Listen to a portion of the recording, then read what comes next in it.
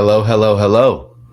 Welcome back to yet another episode of the Double Tech Podcast. That's right. I am your host, Ethan Reisinga. We are still without our beloved Trent Bally. Again, week 2 of the new setup. Still getting used to running things solo dolo. But you know what? We have a fantastic guest planned for later in the episode. His name is Jack Gumieny, a fantastic friend of mine. We go way back. He's one of my nearest and dearest buddies. He's extremely passionate about life, extremely passionate about what he does. A great guy to know, a great hype man, and you will all hear from him a little bit later, and I'm excited for that. But first, let's talk. You might be watching this. Let's see. If you're watching this on the YouTube right now, you might be looking around saying, Ethan, it looks a little bare in this room. If I do this with a camera here, you can see it doesn't look like it used to. When you watch episode 1 or 2 or 3, any of the early episodes way back with Trent, and you saw my setup, it looked a lot different, right? That's because, like I said, there's some changes. There's some changes coming into play here. We're actually picking up our things here in a couple days, me and my girlfriend Katie, and we're moving across the country to Phoenix, Arizona. That's right, new HQ, right? Suns Nation, Cardinals Nation. It used to be Coyote Nation. That didn't last long. That didn't age well at all. The Arizona Coyotes are actually moving to Utah, but it's D-backs Nation all the way. Shout out Chase Field. Anyways, that was a tangent. We're back. We have a little bit of a barren room here, a little echoey. There's less items, getting all the things packed up and ready to go. But I didn't want to make it any more excuses. I didn't want to come up with any reasons why I shouldn't be doing a podcast, because at the end of the day, you can always find time for the things that you enjoy in life. And this is one of those things that brings me joy. Regardless of how many people listen to this is something I love to do. This is something I like to do with my friends, by myself. I'm still warming up to the by myself part, but I love this. So I'm going to make time for it. And as you should, with the things that are important to you. Anyways, let's see. I golfed today. I golfed 18 holes at a nice course here in Omaha called Pacific Springs. About 2 holes in, about 2.5 holes after the drive on the second hole, it started getting poured on. Heavy rain. Had to go back to the clubhouse, resume, and then finish the 18. So needless to say, the first 3 to 4 holes really had me going there.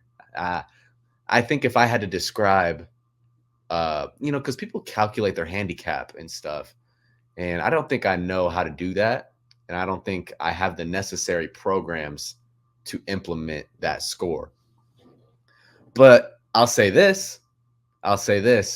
Me and my buddy Phil, shout out Phil, we're on that road to breaking 100. And a lot of you might be listening to this being like, oh, these guys suck.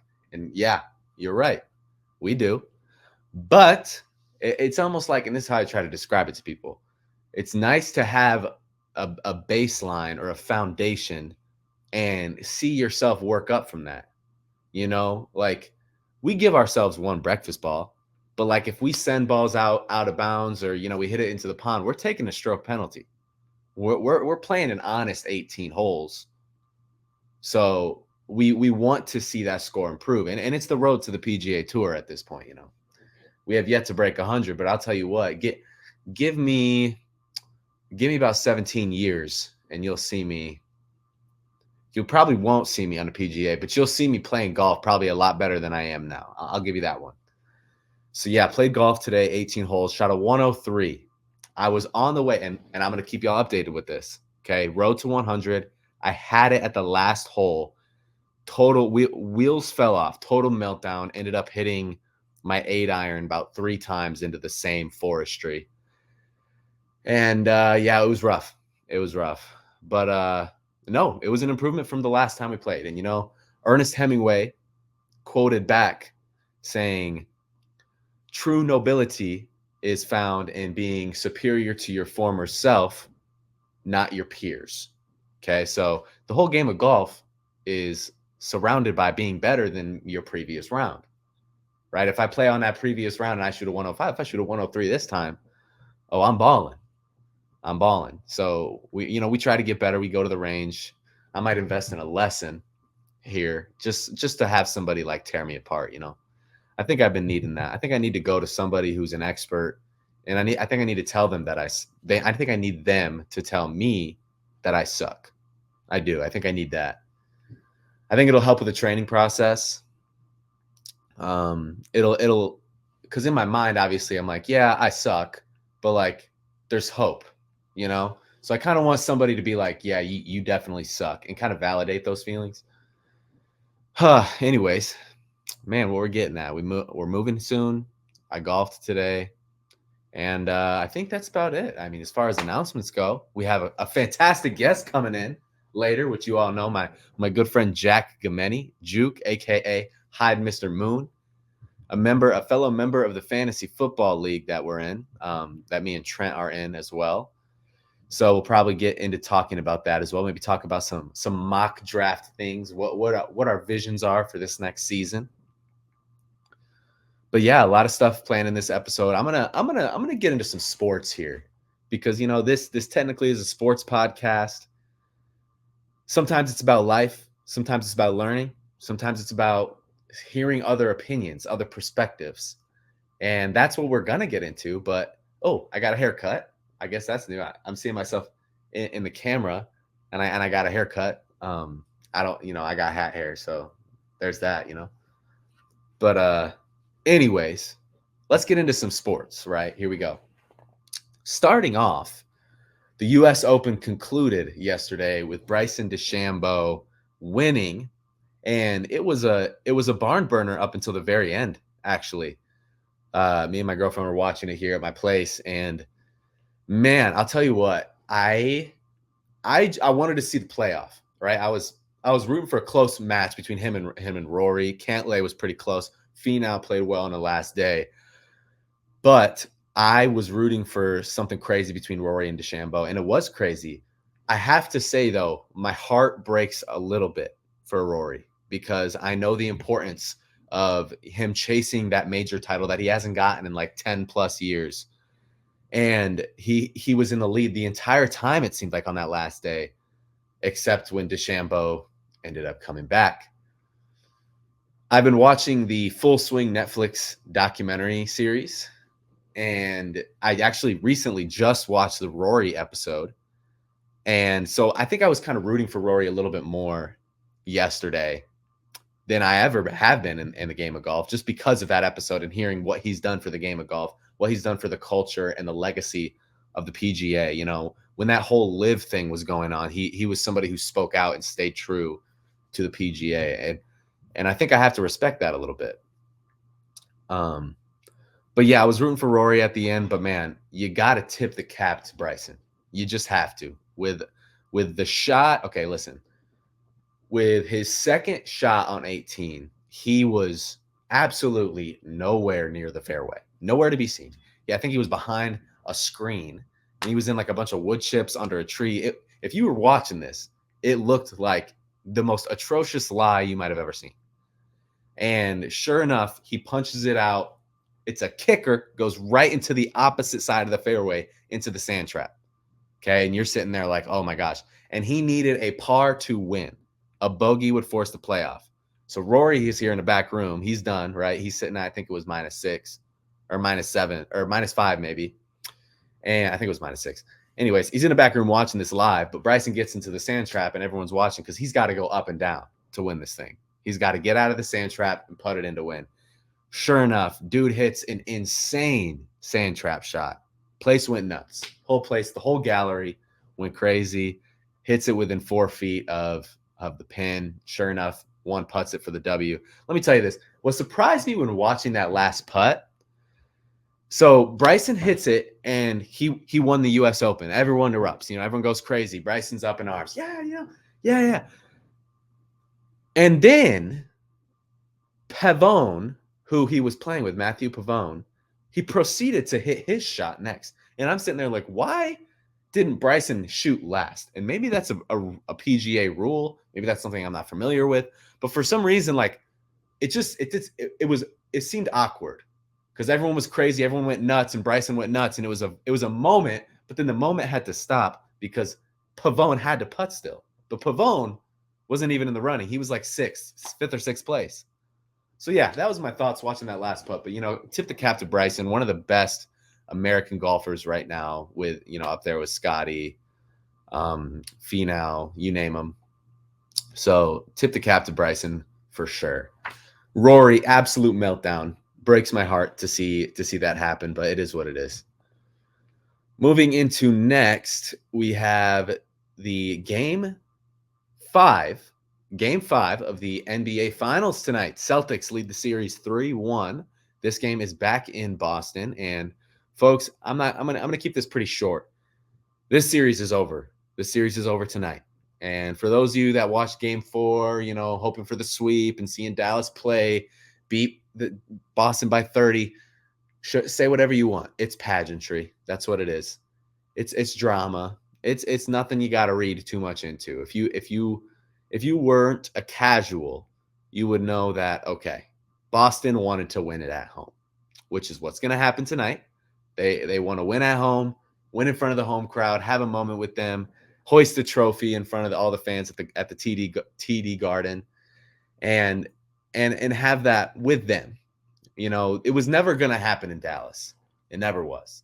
It could have, but I mean, you got to think a sweep for the NBA Finals would not be very marketable from an NBA standpoint, NBA as a business standpoint, So Boston, say what you want, but it's over. Boston's going to put Luka and Kyrie to sleep tonight, and it's all going to be over, and everyone's going to say, wow, what an anticlimactic end to the NBA season. And because that's exactly what it was, an anticlimactic end. For a second, the NBA playoffs looked really fun to watch. But from the beginning of this tournament, you kind of just had to see Boston and know that they were going to do their thing. So yeah, Celtics and Mavs, not much else to say. It's over tonight, and I would be surprised if I'm talking about another game the next time we do this podcast. So hold me to that. Hold me to that, faithful listeners of the Double Tech podcast. Moving in next, it is the season of the, let's see, is there any other sports? Well, I'm going to talk about the College World Series, but that's going to be kind of in this next segment. This next segment is called the Stoplight. That's right. The Stoplight, where we go through a red light, yellow light, and green light in sports. Maybe it's not in sports. Maybe it's somewhat other than sports, some area outside of sports. Maybe it's lifestyle things. Green light being, yeah, that's something good. Yellow light being, I'm not really sure how I feel about it. And red light being, this needs to stop. So let me tell you this right now. The green light, and since I prefaced it, I'm just going to start. Getting the green light this week is the College World Series. The College World Series is absolutely electric. If I had to give it an adjective, I would say electric. Electricity. That's all I can say.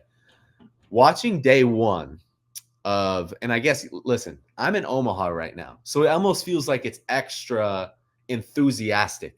The culture in this city is different right now. You got people going downtown to go to the beer gardens, go to the festivals, go to the restaurant places with deals and stuff, have drinks at the downtown bars.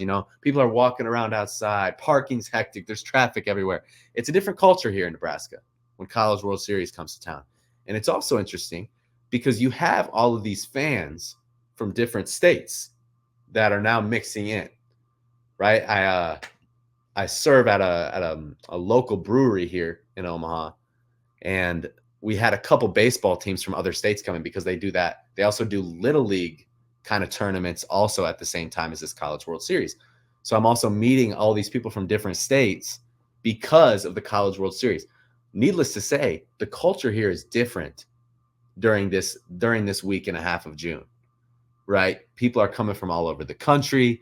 You have the pageantry, you have the drama, and drama is exactly what we received on day one, with Tennessee winning on a walk-off, North Carolina winning on a walk-off. The next day, Kentucky winning on a walk-off. And let me tell you something. I have never been this invested in a College World Series. but I am 100% bought in. And let me tell you why. There is something about college sports, and I guess I just don't really realize this as much in college basketball and college football, but there is something about college sports where you have to remember that these are like 20-year-olds, 20, 21-year-old, like young adults. And I say that as I'm 24. I'm not that much older, but they can make mistakes very easily. They're not vetted in this. They're not getting paid millions and millions of dollars unless you're an NIL deal. But like they're not making crap ton of money on these long-term contracts. They haven't been here before. There was a freshman pitcher on the mound yesterday for Texas A&M, I want to say. Struck out 3 in the bottom of the 8th in a 1-run game. Like, it doesn't get bigger than that. But also at the same time, with the big moments, you also have the blunders, right? So you have the balks, you have the errors and the things that you don't usually see in an MLB game, which makes it that much more exciting. So as I watch these games and I watch the highlights and I hear the rumblings from the people in Omaha, it gets me pumped and it gets me excited because there is really something special about the College World Series. And you can see it with the fans, you can see it with the players, you can see it with the teams, you can just see it with the culture of baseball. Manfred's been trying to grow this sport in the MLB, implementing a pitch clock, making the game speed up. I don't really have an answer to the MLB problem in the viewership. But let me tell you something. If they made those games in the MLB look like the College World Series, I'm sure there'd be a lot more people watching because, man, those games get intense. They get intense, they get rowdy, they get exciting, and they're everything that from a fan perspective you would want to see, especially watching a sport that's kind of deemed as boring, So needless to say, it was super fun. It's been super fun. It's been amazing to watch and be a part of. And yeah, I'm buying the College World Series. And I don't think anybody was selling it, but baseball is so back. And it's got 3 letters and it ain't called MLB. It's called CWS, folks. Have some Diet Coke. This is not a sponsored ad. Drink Diet Coke. The only drink that can quench your thirst and also, I don't know.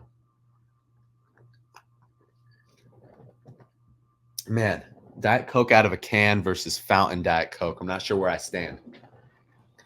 Moving on.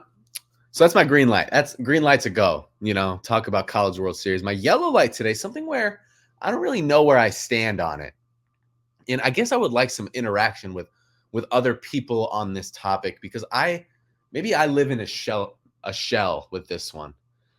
The UFL. I don't know where I stand with the UFL. The Spring Football League seems to be the place where players go to try and revive their career. Maybe they couldn't make it in the NFL, so they go to the UFL. I'll tell you my 2 sides, right? On one side, more football, right? Different rules, different teams, different cities, different names, people you don't know. But at the end of the day, football. And as a country, we love football. I love the NFL. I love college football, watching it in the fall. It's coming up, right? But we're in the spring when this started. Now we're in the summer, and there's this other league on, the UFL. So there's that side of it where it's like, yeah, it's more of something that we love. But you also need to ask yourself on the other side, when you love something too much, is there a time period that you need to be away from that thing, right? You always heard the saying, if you love something, let it go. We love football. Do we need to let it go as a country and have its course until the next fall? Because let me tell you something. The UFL, I don't know a singular person. I have not met a singular person in my entire life that A, has watched a game fully, and B, knows maybe 3 players. I haven't met a singular person that has watched a televised game and knows 3 or more players from the UFL. And I feel like that's a problem. I feel like that's a problem with the league. I don't know if it's the marketing. I don't know if it's how they stream their games, what they're streaming it on, the times. I'm not sure. I don't even know what days the games are on. But let me tell you something. I'm not watching it. And I don't know if anybody is. There you see people at the games, but I'm starting to think they pay people to go. But let me know what you guys think, man, because I could be totally off on this. I could be totally off. So let me go back to my first standpoint. So I gave you my first. That was my second. The part where it's like, this can't be as big as they are making it seem. The UFL cannot be as big as they're making it seem. But then on the other side, I guess when you think about it from a player perspective, it's a chance for them to revive their careers. It's a chance for some people who maybe didn't get attention at the combine, maybe had a bad combine day, maybe had a bad senior year in college. I don't know, whatever it may be. It gives them a chance to prove themselves again. And you see players from the UFL get signed back into the NFL. You see that. And these posts on Instagram or Facebook or Twitter of these insane plays that they're making, and that's getting attention. That's getting traction. But I just don't know anybody that watches it.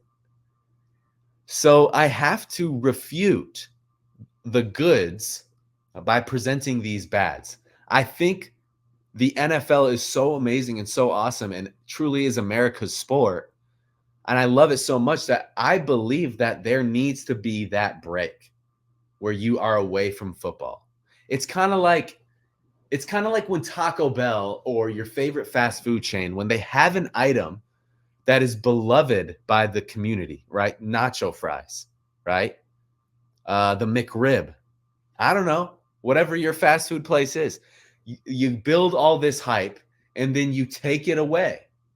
You don't keep it on the menu because what does that do? The more people go and they have it, they get used to that flavor and then the hype dies and they stop getting it, right? So what do these places do? They build up the hype. They bring the item in and say, yes, yes, yes, here it is. It's here. Buy it, sell it, whatever you want to do, but have it. It's the hype is enormous right now. And then just when it's at its peak, they pull the rug right out from under you. They take the nacho fries off the menu. And I think that business model works for not just fast food, but I think it's applicable to this UFL NFL situation. I think football is so good that I think you need to take it off the menu. I think you need to have it away from the community for a while to build up the hype. I don't think year-long football is necessary. But hey, who am I? I'm just a talking head on a podcast that, who knows who's listening. Who owns the UFL? If it's Dwayne "The Rock" Johnson, maybe he's listening to this. Maybe I can speak some sense into Dwayne. Do you smell what The Rock is cooking, Dwayne? Anyways, so the UFL. I'd love to hear some interaction. I'd love to hear some feedback. I'd love to hear what you guys think about that. That's my opinion. The NFL needs to be the only football. The NFL and college football obviously needs to be the only football, in my opinion, because you need to build up that hype for next season. Moving into the red light, this is a problem. This is an issue, a countrywide issue, and it needs to be addressed.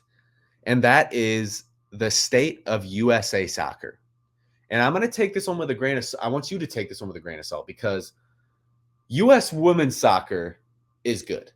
Okay, this is no qualms with the United States women's soccer because we have a track record there.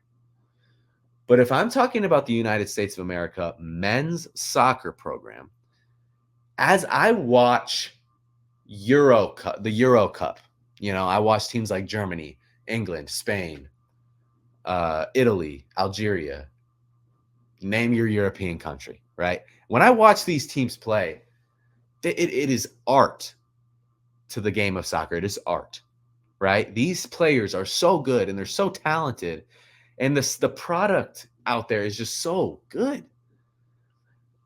There is no reason that the United States of America, who continuously produces athletes on athletes on athletes, is not competing with these teams in the World Cup, in the Copa America, whatever you want to have it. There is no reason that the MLS shouldn't be a hub for the greatest soccer players in the world.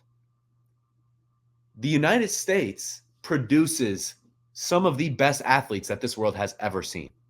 Okay? You look at our basketball products. You look at track and field.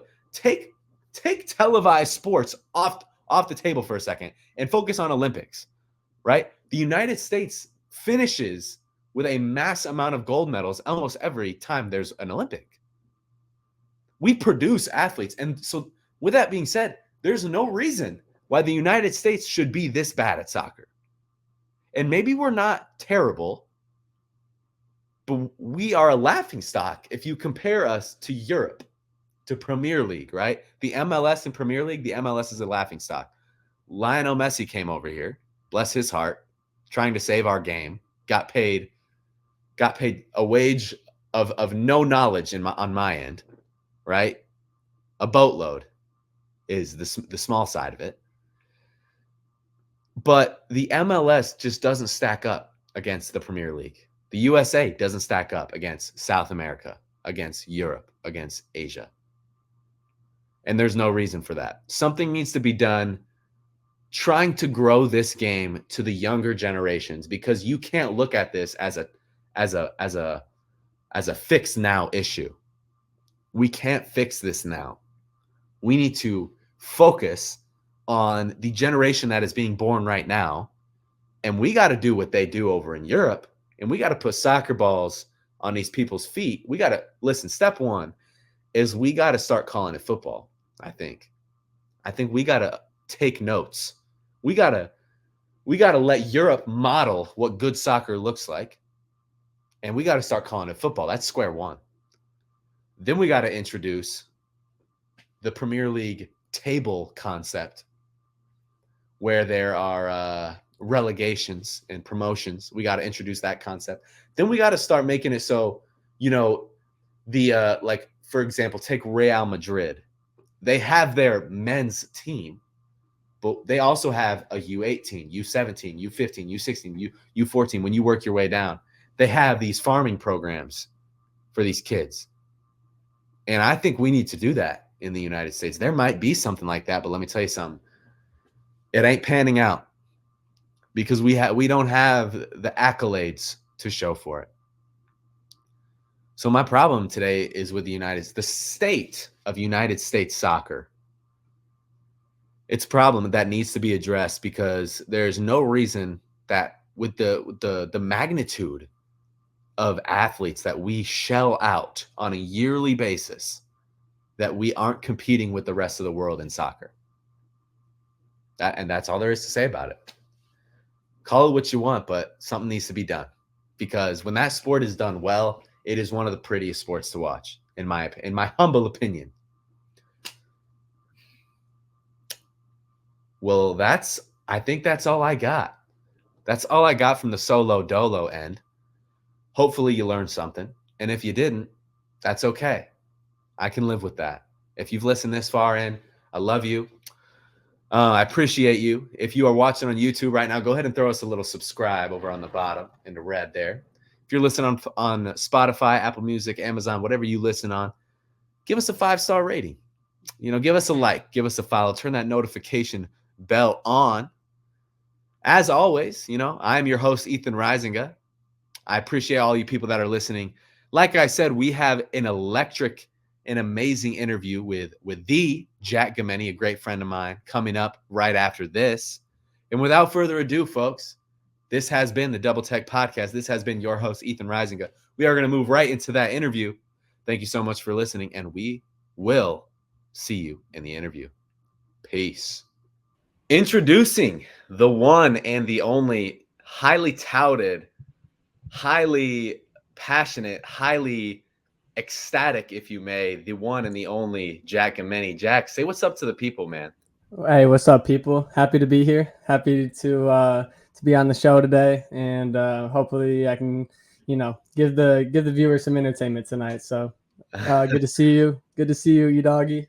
Yeah, Always good to see your face. So it's glad to have you here, man. And I'm looking at your screen right now. I see a beautiful skyline of downtown Chicago. Is that what that is? yeah, yep. We got my roommate and I have this apartment here in Chicago, and so yeah, you're looking at a little bit of the skyline behind me here.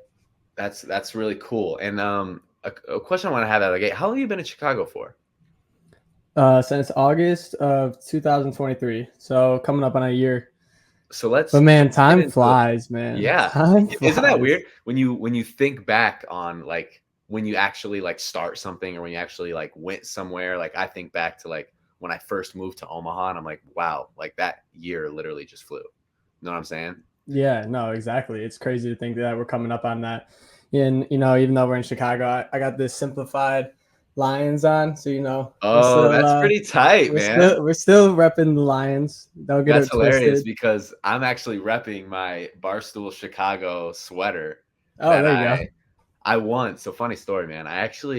This was like my junior year of college. Me and my buddy, we just started getting into sports betting, and we had this Barstool Sportsbook app, and they did a promo where it was like if you bet, it was the Wisconsin and Notre Dame football game a couple of years back, and it was like if you bet the spread this amount of money and you get it right, you win this hoodie. And so I did, and it was like one of the first bets like I've ever placed like on a sports book. And sure enough, like freaking got a free hoodie. And it's like a high quality, it's like a Carhartt hoodie, man. It's nice. But I Yeah. had to rep Chicago because I knew that you were in the Windy City. But Jack, I'm curious about the timeline. So break it down. You went to Michigan, right? Graduate from Michigan, and then what happened in between graduation and Chicago? All right, yeah, sure enough. Go blue, by the way. Go blue. Hey, great season last year. I don't think it gets much better. Let's start. Let's start this journey. I'll keep it brief. But first off, we'll say praise God because the journey has been awesome and I'm very blessed Absolutely. every single day for every opportunity that's come my way and the people in my life. Got a great network of friends and family that have supported me along this journey. But I mean, it's not really that hectic. So graduated Michigan, got my undergrad in business administration in 2022.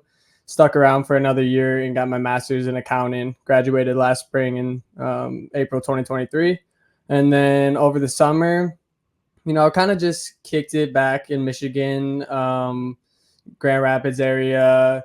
Kind of like an interesting part of my life where I'm like, what do I kind of want to do next? Like, what's going to be the next best steps for me? For And sure. so I had done my internship with a company in Los Angeles, and I loved like every second of that, but it was just too far from family and friends for me. So, and that meant a lot. Like, I knew a couple people out there, but like not very many. But that was a huge factor in kind of wanting to stay closer to Grand Rapids, Michigan area.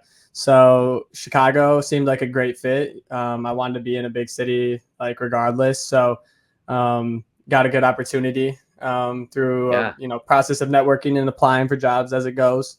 And yeah, then over the summer, just kind of geared up, kind of do all that last bit of like post graduation. You'll feel it in a second once you complete your master's and you're like officially like done with Dude, school. one of those That you're gonna feelings have that I've that been reflection point, and you're gonna yeah. be thinking about like, man, what's next, man. So like one of those feelings, and thanks for sharing that, by the way. There's so many things I want to dig into what you just said, but I want to start here. That like feeling, and I'm curious if you felt this because you just kind of completed, or I guess not just, but you completed your master's April 2023, you said. Was there like a period of time after that master's was done where you like almost felt stressed for things that you didn't even have to do? Where you were Yeah, yeah. like you're like things I'm like I know I got to do something right now, but like I don't really know what, you know? Yeah, absolutely. I think that just kind of how, I mean, you and I are similar. Like that is just kind of we're geared towards like looking at the next thing and Mhm. like gotta have something to strive for and like gotta work your way towards something. So when you kind of in that, let's just call it like a limbo between like graduating and then the next thing, your next stage in your career, you kind of just like, I try my hardest just to like reflect as much as I could and Yeah. kind of like remember everything about college and like take the time to actually like appreciate and enjoy life and like think about, what I've accomplished, what I've yet to accomplish, and then move forward from there. It's so easy to get hung up in the next thing, looking ahead, that sometimes don't ever stop and enjoy the moment. And that was really one of the things that I kind of wanted to know, because folks, Jack will never say this about himself, but he's one of the hardest working people I think I've ever come into contact with. He's driven and he's motivated, and it seems like he's always doing something. Jack, you're always doing something to advance your career, advance your education, make yourself a better person in some way. And I kind of wanted to ask, like, where in all of the hustle and bustle do you find like peace? Like, where do you find moments where you can kind of like chill and like realize that like, or are you on that much of a grind where you're kind of just like onto the next thing? Because like, in my opinion, I feel like it's really beneficial to stop every once in a while. And like you said, reflect, smell the roses, whatever it may be. But I'm curious, where do you find those moments in the busy Chicago lifestyle? Yeah, no, of course, man, and appreciate the kind words. That truly means a lot coming from you. And you know, it's not like I don't have a great answer for this. It's not like I don't do too much journaling. It's always been something I wanted to do more of. I don't like do much like meditation or anything that is like, objectively sitting and appreciating the moment. But when I think about that, like that piece you were talking about, I get that through a variety of like different channels. I know a big one for me is like working out and like being active. So like being in the gym by myself, headphones in, just working out, thinking about stuff, like clearing the mind. That's definitely Sure. where I get a lot of peace and relieve a lot of anxiety for sure. And then, it's just like sometimes I'll be hanging out with friends on the weekend or during the week, and I catch myself like in those moments, like thinking just like, oh man, like this is so much fun. Like I got it so good. Like, things could be so much worse. And just everything that has come up and led to this fruition of being able to like hang out and like do the things that we do. You kind of stop myself. I kind of stop myself and think like, wow, like I've like this is peaceful. Like Yeah. I've achieved this like reluctance in my mind of just being able to, have some peace.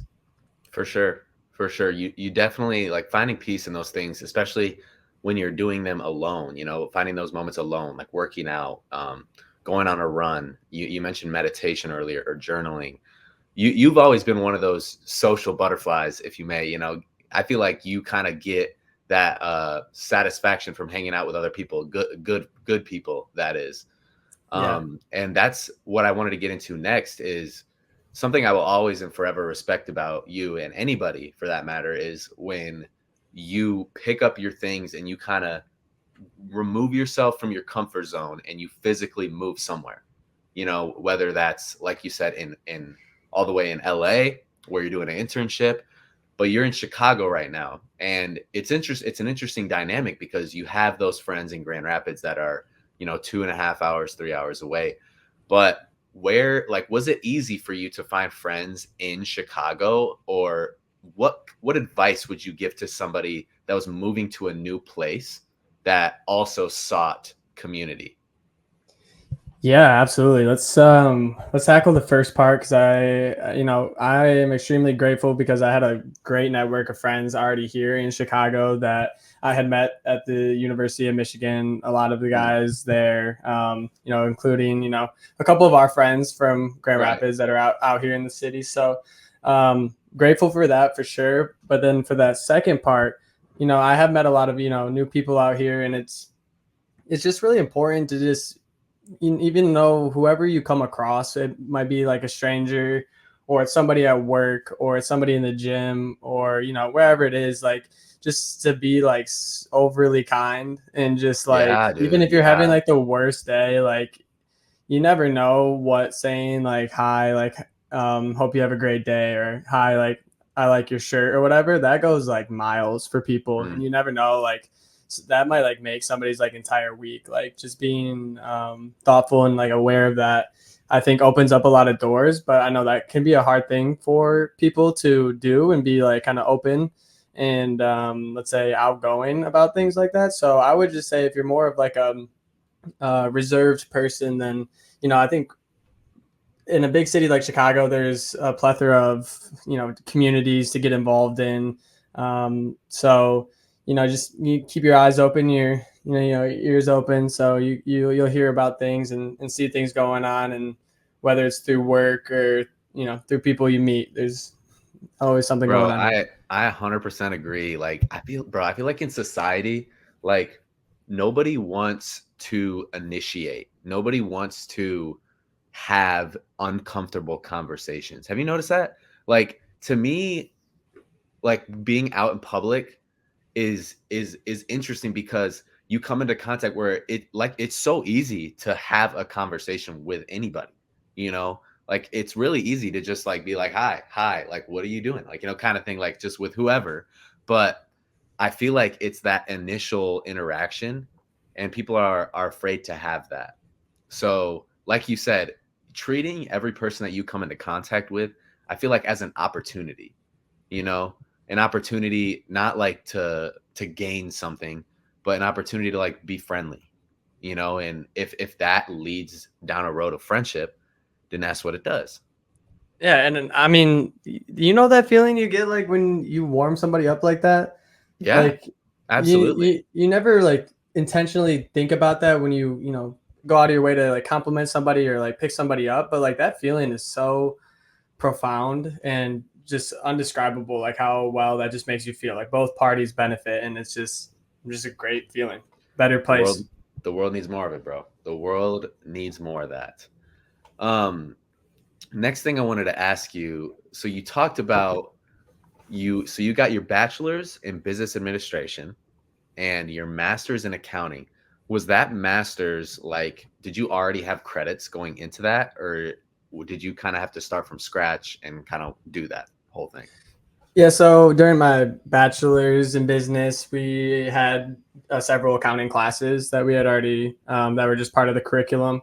So those were kind of prereqs to apply for the master's of accounting, and then those would like essentially transfer over. But the way it works at U of M was just 30 credits, mostly accounting based, some ethical classes, some legal classes, and so 15, 15, semester. Um, then they handed me a degree. And Yeah. so And they and were like, here's LA, go over there. yeah, well dude, that's where I'm just like truly blessed and like unbelievably thankful for the opportunity that U of M had opened for me. Like so many companies would come there and just give us the time of day where I don't think you really can experience that at like a smaller university. So and then like everybody, like my professors, my classmates, my friends there, everybody just like knew somebody, knew something was going on. Like it was just easy to, find that path and, pursue what you wanted to pursue. So how was that? How was that little 1 year in LA? Because did you like your job? Like, did you like the internship?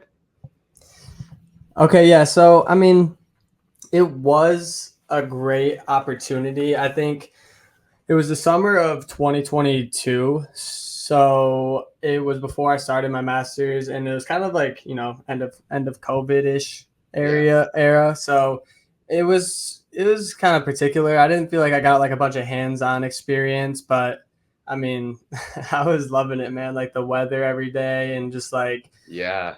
putting on like a dress shirt and like walking downtown LA into the office. Like I don't know, it gets me going, man. You know what I mean? Yeah. That dude, So I mean, California's tight. I like yeah, California. Obviously, there's a whole can of worms you could open with that state. But in terms of yeah. like just like the weather and the geography of the state, to me, it's one of the top beautiful states in the United States. I was like, Easily. how am I gonna wake up like upset or angry any day of the week? It's like Monday and it's 85 degrees and Oh, sunny. for I gotta real. walk to work. It's like, how could I be mad? Like, how Yeah, could I actually be exactly. mad about this? Exactly. So also something I think is highly underrated about West Coast is the time zone. And Yeah. specifically when it's football season, because you get the games start at 10 a.m. down there. Or I think, Yeah. yeah, 10 a.m. and then you got 12, and then like the night game is at like 5. or something like that. So to me, I go to bed pretty early these days. So like I finished that game and it's like I go right to bed versus like this past year and being in the Eastern time zone, it was always when you're staying up for the late game, it was about 10:30, 11 by the time it's all said and done. And Yeah. at that point, you pass my bedtime. You know, Yeah. I probably sound like I'm 50 right now. I probably sound like I'm super old, but that's just the way that it is. No, yeah, that's valid. I think there's Have a you? there's a debate, I feel like, between all the time zones, like which one's better, but like I feel like it's easily the West Coast. I feel Yeah. like it's And the like you sun said, like stays just out waking up later. early, like going to grab a coffee and like it's like warmer out, dude. Dude, you just can't beat that, man. Nah, You man. just can't. And it's supposed to be by the water too. Oh, dude. Yeah. You got that sea Yeah. breeze, man. That's awesome. I get a little bit of that in Chicago, man. The lake here, right off Lake Michigan, you get that breeze. It's windy a lot of the time. Is it dirtier there though? I've always been curious. But like the water? Yeah. Um I probably. I mean, it's not as clean as like West Michigan, Lake Michigan, Yeah. because it's just think about like all the people like crammed in this one place. It's going to inherently be dirtier, but it's it's not too bad. Yeah. Dude, something I am always curious about with people that are in different places as me is the food scene. Right. You got to break down the food scene for me. I know obviously the Chicago deep dish pizza, but like It's so bad, bro. It's so bad. I'm not a fan. I'm not a fan of the No. Chicago deep dish. It's more of a No. casserole to me. I'm like a New York style slice kind of guy myself, or like a bar pie, football pie, whatever you may. But I'm curious, do you have spots that you like, and do you have like, I don't know if they got bodegas down there. I don't know what the vibe is. Like, what's the Chicago food scene? Where's like your like territory? What do you stay in between down there? Yeah, so they got a bodega down here, a couple of them, but man, it's like there's a couple routine spots we hit, like frequently, but it's like I could go to a different restaurant for like probably a year straight every single day. Yeah, Because like dude, there's just that's so awesome. many. So I got my Thai spot, I got my Mexican sure. spot, I got my Mediterranean spot, my Italian And you know spots. what? That's about the only spots you need, really. Like when you get one of the ethnicities for each food group, like you can just rotate. Yeah. You know what I'm saying? Oh That's yeah. awesome. Well, I think so. What we've been hitting most frequently here is like Saturday morning we wake up, or Sunday morning we wake up, and there's this like small like little New York style deli. It's called Schneider's Deli, and we just get like they make like the most fire like breakfast sandwiches. Like they just like turkey, egg, cheese, like, and it's like New York style. So it's like those New York style bagels and stuff, and they whip it up. So. What's your favorite bagel, Jack? What's your top bagel choice? I think I've been doing like the onion roll, but I like everything too. Yes, onion roll, respect, dude's deep in there. Okay, yeah, dude, I'm telling you, it's like we have hit this place like on occasion. Yeah, when you're almost perusing through the menu at that point where you've had a little bit of everything. Yeah, dude. So when I move to like a new place, I always need to find that like food joint for every place, So, but it's fun when you first get there and you kind of get to try out all of these different things. Yeah. So like, do you have like, I'm sure you have your gym. I'm sure you have like your go-to like grocery store. Where do you get groceries at, Jack? No judgment here. It's usually Jewel Osco. That's the big grocery chain here. Have you ever heard of Jewel Osco? Jewel Osco? Yeah, like JEWEL and then Osco. OS. I have never once heard of that in my entire life. Yeah, I hadn't heard of it until I moved here in August. So it's kind of just like it's like a it's not like a Meyer, man, because I don't think we realized how goated Meyer was. Dude. But dude. So listen, I have a buddy from Chicago. If he's listening to this, Brad, shout out Brad. He's from Chicago, but we will do we have like another podcast show together. Shout out The Overflow. Anyways, we had like a draft one time of grocery stores, and he picked Meyer as his number one. Yeah. Because he was like, bro, I've gone to Michigan a few times. Meyer is goated. And I'm like, dude, now that I think back about it, Meyer was sick. And we took it for granted, dude. We took it for granted. It was a luxury, bro. We didn't even know we had, but Yeah. it truly was, man. So you don't get involved with the Trader Joe's or the Sprouts or the Got a Whole Foods? Whole Foods and then sometimes Target. That's usually it, though. Yeah, Word. I not a huge Trader Joe's guy. Yeah. You know me, man. Exactly. Keeping it basic. Although I do like to cook, man. I've been cooking a lot, man. Really? Yeah, I've been grilling out a lot, dude. I make the meanest lemon pepper chicken with some like pasta too. Throw some like butter or like Alfredo on that. What's got you cooking, man? Like, do you just want like a new skill, or?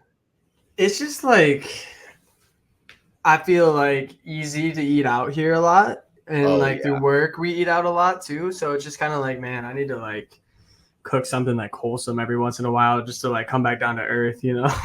Do you like meal prep when you go to work like every day? Man, it's been trying to since August. I got you. It's just like, but it's the last thing I want to do. You have a grill? Yeah. So like our place has like a little outdoor area here with like a pool and a pickleball court and some grills and stuff. So go down there, grill out. I know. Our roommate and I will play pickleball. Yeah, I know 1,000%. On a Sunday afternoon in the summer Chicago, you can find Jack Gumieny manning that grill with some sunglasses on and a cold Modelo in his right hand. 100%. Yeah, Cinco de Mayo. That's exactly what I was doing. About a month ago, we had some people over play pickleball and then grill out. Good for you, man. I'd love to be updated on the dishes that you concoct, because I love cooking too. I've gotten really into it this past year, dude. Like I don't know if you have like, you know, like I don't know if you watch like Facebook Reels or the Instagram Shorts or whatever they are, the TikToks, whatever.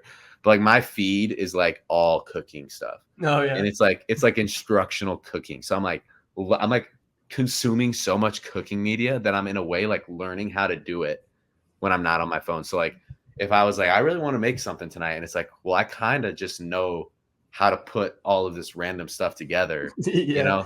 And I'm like weirdly like I never like learned this. It's just like in my knowledge bank all of a sudden. All right, dude, check this out. So you go into like a open AI, like Chat GPT or like Microsoft Bing or like Copilot, I think is what they call it. You just type what's in your cabinet, like what ingredients you have. Like you just say, I got like 2 eggs, I got like a stick of butter, I got like this and that, and it'll spit out like a bunch of different things you can make with it. Dog. And I've done it a couple times, bro, and it's kind of like, damn, this works. This is fire. That is fascinating. Using AI to cook. I've never thought of that. Like, but I am 1,000% going to do that.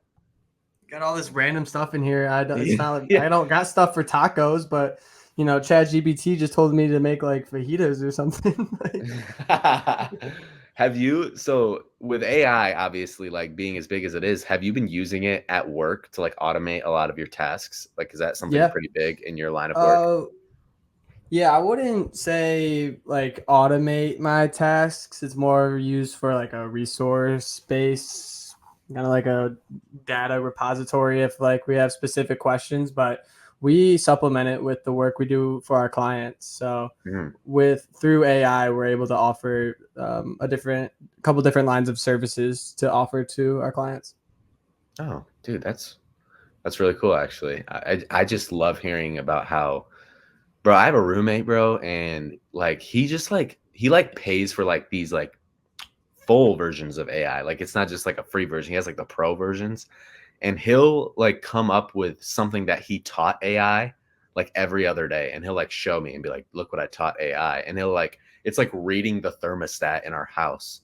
And it's like, he's like, yeah, like I taught it how to like read it. So like if I ever have any questions about why it's doing something, like it knows the answer. And I'm like, yeah, man, it's crazy. It's getting wicked. It is like, and it's getting only smarter. Gonna get crazier, dog. It's only gonna get crazier. For the better. I forgot to ask you this when you got here, but how did the beach volleyball game go? Oh man, so we lost 3 games in a row. Oh my gosh, you guys Like they just calm gave me. us the courtesy game at the end. I mean, we're not very good. We're not very Oh, good. But throwback to our high school volleyball team, because we were sweet. Our like intramural you guys were high sick. school team. I was busy running that tournament, but you guys were sick. Oh wait, I thought you were on that for sure. That picture No, it just was came up the other day. that was so like that was like my like senior project, I guess, for like exec board. Like I thought it would be like Got a it. good like fundraiser, and so I was tasked with like being the commissioner of the tournament. So like I Yeah, wasn't able to play, but I yeah, definitely joined you guys for that last picture. But that was a good time. I wonder if they still do that. I wonder if they still keep up with powder puff volleyball. yeah, Do yeah. you Go remember? dogs. Do you remember coaching the powder puff football game? Yeah, man. Yeah. Honestly, absurd. Just like what? How many guys were there? Like 10, 11, 12 of us. Oh, we had a full coaching staff. Yeah, we had more than We like we an probably NFL needed coaching staff. we probably needed to make some budget cuts, to be honest. We probably needed Absolutely. to weigh our resources out and cut off the fat, if you may. Because we're all just like yelling, like trying to like just make Dude, plays, like, and nobody like nobody wants to listen to us, and like I don't know. That was so funny, bro. I showed up with like a flannel on, like we all kind of showed up with some coach drip. You know what I yep. mean? And I And we had had like like I think the like headgear. Turtle Beach Yeah, like yeah, headsets, yeah. bro. I had like just got finished like playing Black Ops 2, and then like came to Coach Powder Puff. Absolutely, dude. I was actually just reminiscing the other day on when we used to do all of our video projects together. And me and Brad, shout out Brad if he's listening, but we would be the ones that would go and like film, and then he would like drop off the footage at your house, and then you would just like edit it and like bring it to school the next day. Cut it up. We Yep. kind of had that class on a hook, man. We kind of had a system down. Yeah, that's so much fun when when you look back on that. But you just reminded me of that time, which I feel like is all time. I think what did they call those? Like those I'm not gonna get it right, but it was like those EFPs or something. Like you would like Yeah, I was go and gonna say like EFP or or ETF, ERP or something like that. ETF. Yeah, yeah. Like you guys, you and Brad had shot. Do you remember what it was? Was it a basketball game? What video are you talking about? Because we shot like a We soccer game. Oh, it was a soccer game. I think it was a women's soccer game. And it was like we were the only group who had like taken up like how this project should have been. He's like, it's a guaranteed A plus if you can shoot the event, like because it would be like after school, and then Yeah. get it on the announcements the next morning. Yeah. And we were like, Yeah. all right, bet. So you guys went and shot like the soccer game or whatever game it was, and then yeah, like you said, like dropped it off at my crib, and then chopped it up in the Adobe Premiere, Literally. and then brought it in. And our teacher was like, "Yeah, yeah, this is how it's Yeah. supposed to be done." I think I Well, won dude, a a Vinny. Vinny. Yeah, I Oh, think we dude, did, man. we had Vinnies on deck, man. We had a Yeah, lot we of did. Vinnies. We But did. dude, I'm curious because we like thoroughly enjoy. Like I don't know about you, but we thoroughly enjoyed that class.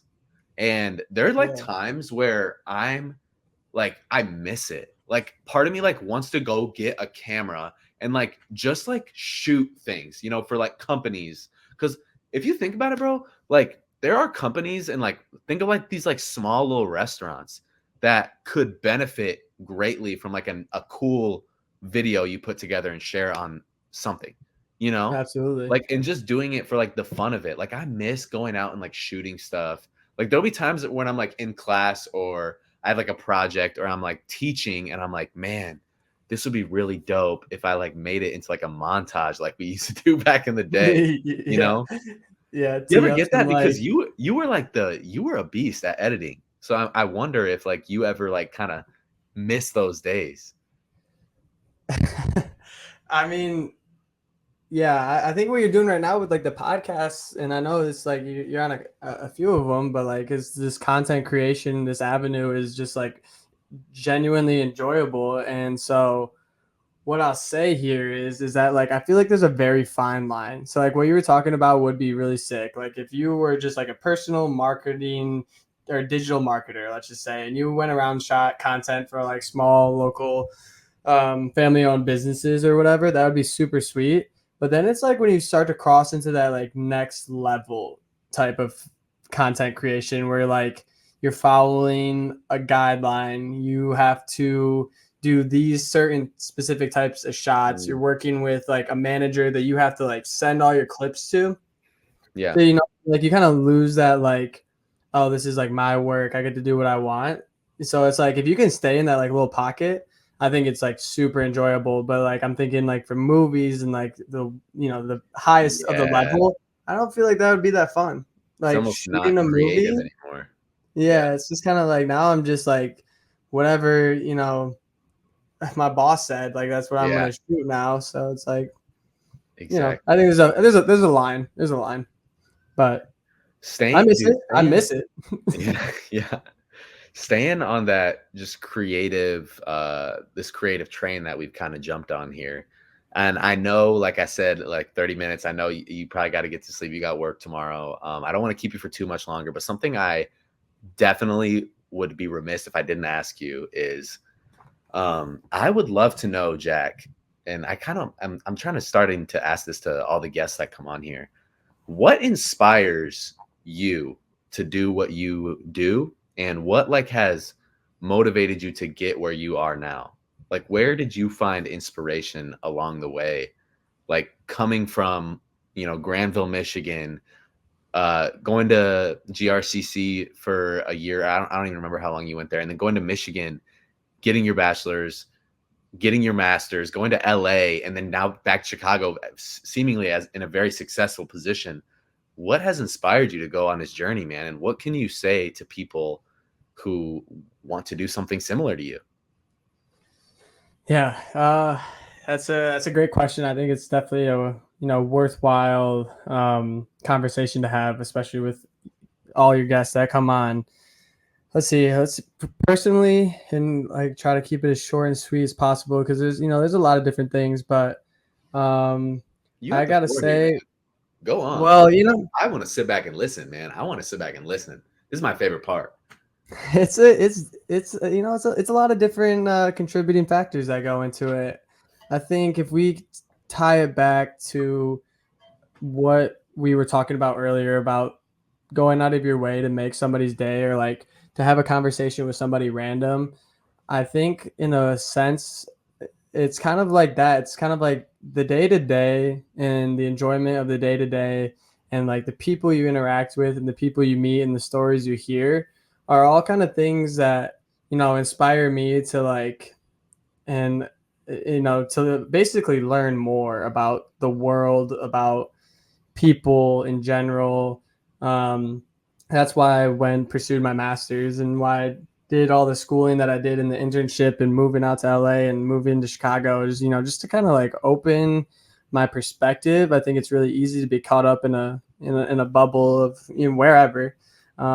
So it's just kind of keeps your eyes open to everything going on and being able just to learn. I think that's a big one that inspires me. Never want to stop learning. My family and friends, like definitely a huge factor. I've always tried to my parents will tell me they're proud of me and stuff, but it's Yeah. just seeing them be happy and like living a life that is wholesome and fulfilling.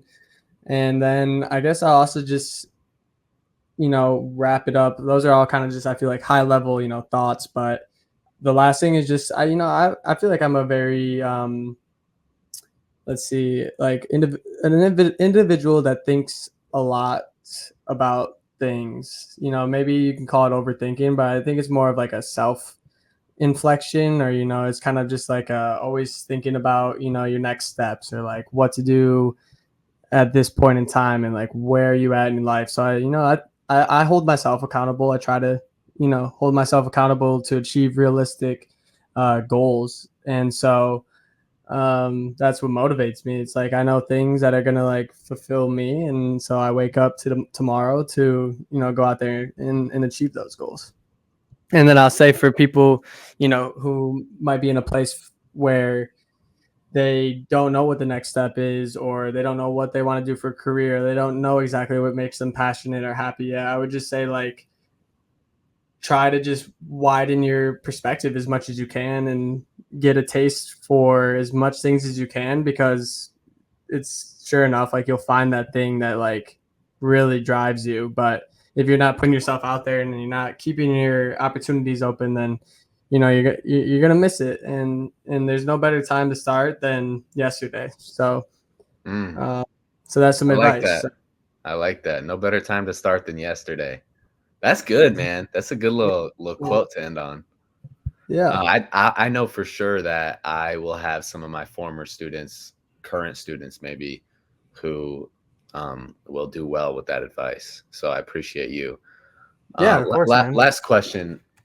So like I know that you are an extremely passionate person. You're an extremely driven person, and that you could take this question a lot of different routes. But where do you find ways to give back? And this might be a tougher question. Where do you find ways to give back to the community? Whether that's back in Granville, and again, you could take this question a lot of different routes. I know I'm putting you on the spot, but where do you find ways to give back to the community, whether in Granville or Chicago, or I guess, virtually, whatever you view as community? How do you be generous and give of yourself to better other people? Yeah, no, that's a great question. It's something I would like to contribute more of in the future. It's not like I've made charitable donations before, but it's nothing significant, and it's nothing that I would ever like say like, oh yeah, I'm a philanthropist or anything Yeah. like of that nature. But um, our work sponsors some volunteering events that I've partaken in. I got a couple buddies that are running in a marathon Yeah. for a fight against, I think it's leukemia. Yeah. Kind of like, sponsoring like smaller stuff like that in Chicago. Man, for Granville though, that'd be interesting, because we, like, a couple friends and I did do this little program to help some high schoolers back at Granville. I think it was for, some sort of college prep or some sort of college help. So they had pulled a couple of us that went to U of M to kind of just give some light and stuff. So, Oh, well, that's it's like small things like that, but it's it's not that it's hard. It's just I just haven't done as much as like I would like to. But you know what, Jackie, you are doing it, and more than you probably think, because when you spent the first, however long it was, 5-10 minutes of this talking about you in public, like speaking to other people and putting that kindness out into the world, that in a way is giving back to the community, because there is not a lot of that out there. And what you put out is what you will get in return. You know what I'm saying? So you are somebody that's, you've been blessed, man, with this life that you have, and you are in a way giving that out in kindness and talking to people who might not be okay with having that conversation, might be a little what's the word, non-social, but just opening those doors, for people to relate to you. And I think that's awesome, and that's it's such a large way giving back to the community, because the world just needs more of that, more conversations. And family, friends, people that know me, you can reach me whenever about whatever. So, in a way that I'm here to listen and help with anything. So, get back to my friends and family a little bit that way, I suppose. Well, awesome, man. Well, this has been a heck of an interview, man. Thank you so much for coming on. Is there any last words you want to say for the listeners of the Double Tech podcast? I mean, I know this is a sports podcast, but I feel like we barely talked about sports, but that's okay. This podcast is going to be whatever it is, whatever. Yeah. Of course. I got some light to shed, I guess, on this last couple of minutes we have here. Let's see. Celtics are up 86-67 right now. So it kind of looks like they are going to be the next NBA champs, and that will cover our sports segment of this podcast. But no, but thanks a bunch, Ethan, for having me on. Sure, Doors always open, phone's always on. really love. I've been listening to the double tech since the inception of it, and love hearing you and Trent go back and forth. Been listening to a couple of Trent's podcasts too, and I'm sitting there in my office doing the 9 to 5, and I just hear you guys' voice, and I'm just like sitting there smiling, like thinking about you guys and all the great things that you guys are doing in this world. It just makes me happy to see that. So, um, let's see, anybody else out there for advice? Just find something that truly inspires you, and just keep making the world a better place. Because, like you said, like there's one too many people in this world that are just like hateful. So we don't need any more of those people. So just encourage everybody to go out there and make a difference. And it's as easy as just that one person you see like walking by that might be looking like they're having a bad day. It's just, hey man, like how you doing? Like hope everything's well. Like, or it's like, hey man, like sweet J's, man. Like those are sweet. Yeah. It's that easy, man. So leave that out for some advice. But yeah, man, appreciate the time, man, and yeah, truly blessed for our friendship too, Ethan. So keep doing what you're doing, man, and best of luck with all the moving you have ahead of you and for that next chapter in your life. Praise God. Thanks, brother. I appreciate that. And Jack, you are welcome on the Double Tech podcast. Absolutely anytime. We would love to have you here. And thanks for all the advice, the kind words for the viewers. I just appreciate getting to hear more of your story. We've been buddies for a long time, but I feel like it's rare that we get to like kind of dive deeper into this stuff. So I appreciate you feeling open enough to not only say that to me, but say that to the people that are listening. And that's awesome. So thank you so much for that. But yeah, dude, our friendship has been awesome over these past few years. You are one of those people that I can always count on to like be the one that reaches out, even when I may fall short of that sometimes. Like you are somebody that reaches out and you stay in touch and you make that effort. And that goes a long way just with friends, family, whoever it may be. So that's awesome, and I appreciate you for that. But I'll be back, man. Go blue. Yeah, go blue. Hey, go blue. But with that being said, that is the conclusion of yet another episode of the Double Tech Podcast, folks. We will most likely see you next week. Thank you, Jack. Thank you for this time, and we will see y'all later. Peace. See you, everyone.